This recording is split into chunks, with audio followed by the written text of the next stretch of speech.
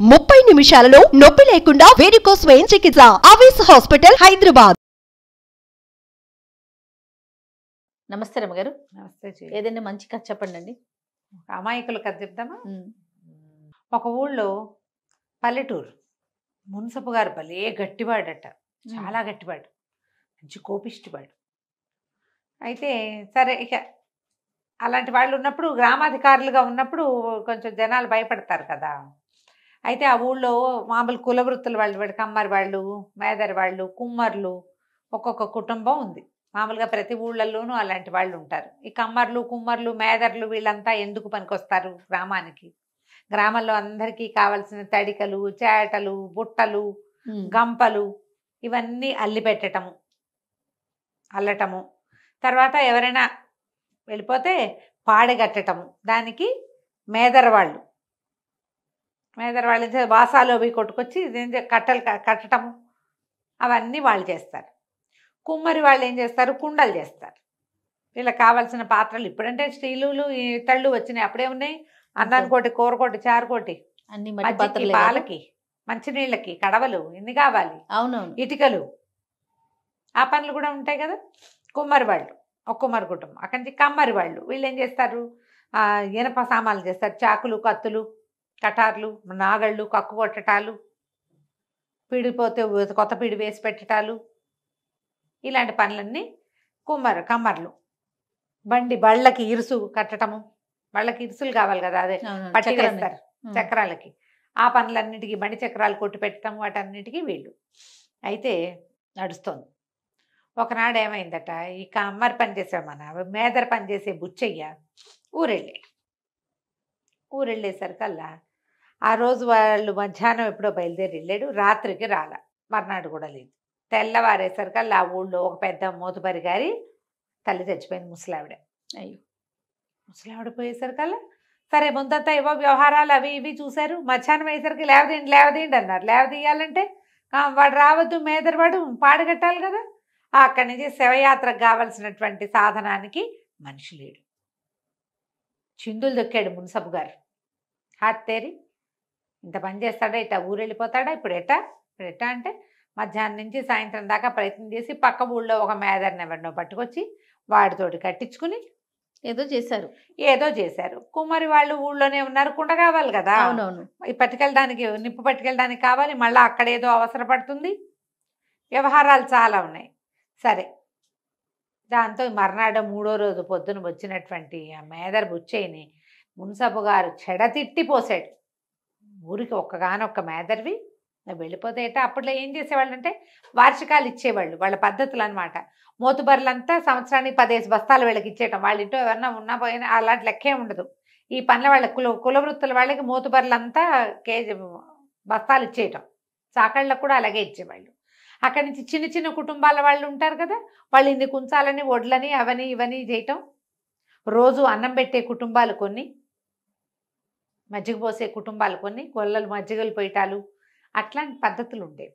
వాళ్ళ కుటుంబాలకు పోషణ వీళ్ళే. ఓకే, ఆగంచి తెగ తిట్టిపోసాడు. ఈసారి కనుక నువ్వు ఇట్లా చెప్పా పెట్టకుండా ఊరెళ్ళిపోయావంటే చూసుకో, నీ వార్షికం కోసేస్తాం ఇంకా అని కేకలేశాడు. కొన్ని రోజులు గడిచిపోయాయి. కొన్నాళ్ళు అయిన తర్వాత ఒకరోజు మేదర్ బుచ్చయ్యకి, కుమ్మరి రంగడికి, వీళ్ళిద్దరికి పట్టం వెళ్ళే పని పడి, ఇప్పుడు భయం పట్టుకుంది. పుసుకుని ఊరు దాటేమనుకో, ఎవరికైనా ఏదైనా అయితే ఏం చెయ్యాలి బాగా ఆలోచించుకున్నారు ఇద్దరు. ఎల్లుండి ఊరెళ్ళాలి. సరేలేరా, ఓ పని చేద్దాము. ఊరెళ్ళే ముందు 4 మోతుబర్ల ఇళ్ళున్నాయి. తలా ఒక ఇంటి ముందు ఒక 2 పాడలు సిద్ధం చేసి, తలా 4 కుండలు, 2 కుండలు పెట్టేసేసామంటే మనం వచ్చేదాకా పని గడుపుకుంటారు, ఒకవేళ మనం లేకపోయినా అని చెప్పి సాయంకాలం చీకటి పడేసరికల్లా పాడలు రెడీ చేసుకుని 4 ఇళ్ల ముందు 4 రోళ్ళు, 4 పాడలు, 4 పాడలు, తలా 2 కుండలు పెట్టేసేసి రాత్రి చీకటి మాట బయలుదేరి వెళ్ళిపోయాక ఏమైంది, ఆ రోజు మధ్యాహ్నం మున్సబు గారికి భార్యకి ఒంట్లో బాగుండలా. ఆయనకి పై ఊళ్ళో ఆయన మేనత్త మనవరాలదో ఎవరిదో వివాహం ఉంటే అది చూసుకుని చూసుకుని వైద్యుడిని ఒకరిని వెంబడి పెట్టుకొస్తాను, ఒంటో బాగుండలేదు అన్నాడు. సరే ఊరు నుంచి తెచ్చుకోవాలి వైద్యుడిని. ఈయనేమో మధ్యాహ్నమే వెళ్ళిపోయాడు. ఆయనకి తెలియదు ఈ పాడల వ్యవహారం. ఆయన ఏం చేశాడు, రాత్రికి బాగా చీకటి పడ్డాక వీళ్ళిద్దరు వెళ్ళిపోయినాక బండి వేసుకొచ్చాడు. ఆ రోజుల్లో ఏముంది, ఒంటెద్దు బళ్ళు లేదా ఒంటి గుర్రబళ్ళు ఉండేవి, జట్కాలు ఉండేవి. దీపం వెలుగులో రోడ్ల మీదకి వచ్చేసేవి. ఆయన వైద్యుడిని కూడా వెంబడి పెట్టుకొచ్చాడు. ఈయన మున్సబ గారు తన వాకిట్లో దిగంగానే వాకిట్లో పాడి కనపడింది. వెళ్ళిపోయాడు ఆయన. ఆవిడ అయిపోయింది, మధ్యాహ్నం ఒంటో బాగుండ్లా. వైద్యుని తెచ్చేసరికి పెళ్ళాం వెళ్ళిపోయింది. వాకిట్లో ఎవరు లేరు. వాళ్ళేమనుకున్నారు, ఆయన వస్తాడని వాకిట్లో పెద్దలంతరు వెలిగించి పెట్టారు. ఈయనకు ఆ చీకటి మాటున అక్కడ ఒక చాప చుట్ట ఉంటే అది ఇదేనని భావించి, అందుకే పెద్ద దీపం పెట్టారని, వాడు కూడా సిద్ధంగా ఉంది, 2 కుండలు సిద్ధంగా వెళ్ళబో అది పోసే, ఇంత పని చేసావే ఓసిని దుంపదేగా, వైద్యుని తెచ్చేదాకా ఆగలేకపోతేవేమే అని పెద్ద కేక పెట్టాడు. బాగా పెద్ద పెట్టేది చేసరికల్లా పక్క వీళ్ళల్లో అరుగుల మీద పడుకున్న వాళ్ళు హడిలిపోయి లేచారు. ఏమిటి ఏదో అయిపోయిందని. ఇంకేముంది, మున్సబ్ గారు వెళ్ళాం పోయిందని అందరూ లేచి వచ్చేసారు. అయ్యో రామ. ఈ వైద్యుడు తను ఉండాలో వద్దని, తను ఎవరి కోసం చూడడానికి వచ్చాడో ఆవిడ పోయింది. ఇంకెందుకు, బయట పెద్ద శోకండాలు వినపడేసరికి మున్సబ్ గారు పెళ్ళాము అమ్మ ఇద్దరు తలుపేసుకుని లోపల పడుకున్నారు. బయట శోకాలు వినపడేసరికల్లా బండి వచ్చిన చప్పుడు తెలుస్తుంది. బండి ఆ గుర్రాలు కదులుతున్నాయి, మూలమవుతుంది. మధ్య మధ్యలో గిల్గిల్ అంటుంటే, అయ్య బాబోయ్ బండి వేసుకుని వెళ్ళాడు, ఏమైనా ముంచుకొచ్చిందో ఏమిటో, బండితో సహా తీసుకొచ్చేసినట్టున్నారు, ఓర్నామగుడో అని ఆవిడ ఏడ్చుకుంటూ, అని నా కొడుకో పోయేవరో అని ఆవిడ తల్లి భార్య ఇద్దరు బయటకు వచ్చేసారు. లబో దిబో అని వాళ్ళే ఏడిపి వీళ్ళు ఏడిపి ఈవిడ పరిగెత్తుకుంటూ గుర్రబండి దాకా వెళ్ళి బండి నానుకుని ఏడుస్తున్న మొగుడిని కావిటేసుకుని, నా మొగుడో అని ఈవిడ, నా పెళ్ళామో అని ఆయన ఒకళ్ళొకళ్ళు కావలించుకున్నారు, పోయారని ఏడుస్తున్నారు. ఇంతలో ఒకళ్ళిద్దరికి అర్థమైంది, ఇదేమిటి ఎవరి కోసం ఎవరు ఏడుస్తున్నారు, ఇద్దరు ఉన్నారు.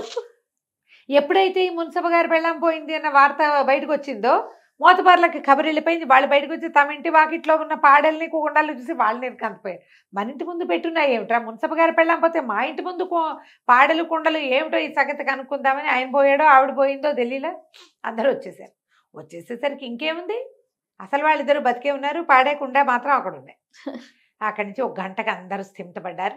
ఇంట్లో నుంచి లోపలికి వెళ్ళి మంచినీళ్ళు ముంచుకుని తాగారు. అందరూ నిలబడ్డారు.